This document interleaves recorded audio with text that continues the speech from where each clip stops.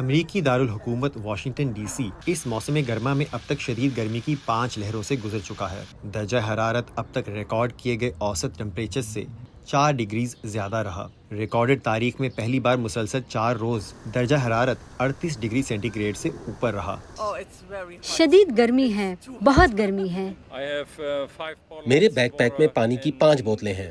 ماحولیات کے ماہرین کے مطابق دنیا کے دوسرے شہروں کی ہی طرح واشنگٹن ڈی سی کے درجہ حرارت میں بھی مسلسل اضافہ ہو رہا ہے۔ اگر واشنگٹن ڈی سی کے رہائشی یا کوئی بھی شخص تجربہ کرنا چاہیں کہ 60 سال بعد اس شہر کا درجہ حرارت کیسا ہوگا، تو اس کے لیے انہیں اس طویل عرصے تک انتظار کی ضرورت نہیں۔ وہ آج ہی امریکہ کی جنوبی ریاست لوئزیانا کے شہر آئل سٹی جا کر جان سکتے ہیں کہ 2080 میں واشنگٹن ڈی سی کتنا گرم ہوگا۔ آئل سٹی کا درجہ حرارت گرم دنوں میں 45 ڈگری تک پہنچ جاتا ہے۔ واشنگٹن ڈی سی ہی نہیں، صدی کے اختتام تک دنیا کے اکثر شہروں کا درجہ حرارت مزید گرم ہونے کا اندازہ ہے۔ جیسے صدی کے اواخر میں لاہور اتنا گرم ہوگا جتنا لاڑکانہ کے نواح میں خیرپور نتھن شاہ اس وقت ہے۔ اور اگر آپ دنیا کے کسی بھی شہر کے بارے میں جاننا چاہیں کہ وہاں کا موسم 2080 میں دنیا کے کون سے دوسرے شہر جیسا ہوگا، تو امریکی یونیورسٹی آف میری لینڈ کے پروجیکٹ فیوچر اربن کلائمیٹس کا یہ ایپ آپ کو اس سوال کا جواب دے گا۔ فیوچر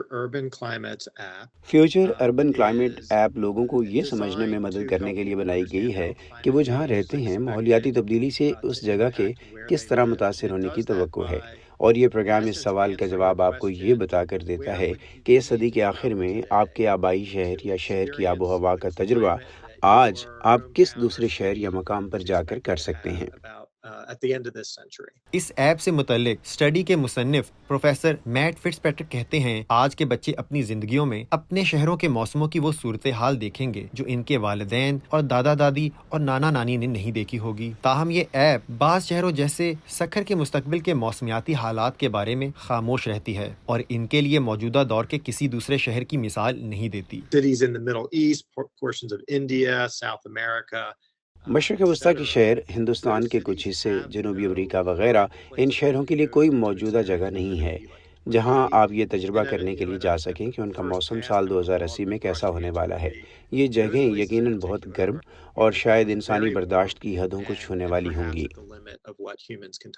یاد رہے کہ ایسا ممکن تبھی ہوگا اگر دنیا مسلسل گرین ہاؤس گیسز کا اخراج کرتی رہے، لیکن اگر 2015 میں کلائمیٹ چینج کو روکنے کے لیے کیے جانے والے پیرس معاہدے پر عمل درآمد کیا گیا، تو میٹ فٹز پیٹرک کا کہنا ہے کہ مستقبل کے لیے بہتر امید کی جا سکتی ہے۔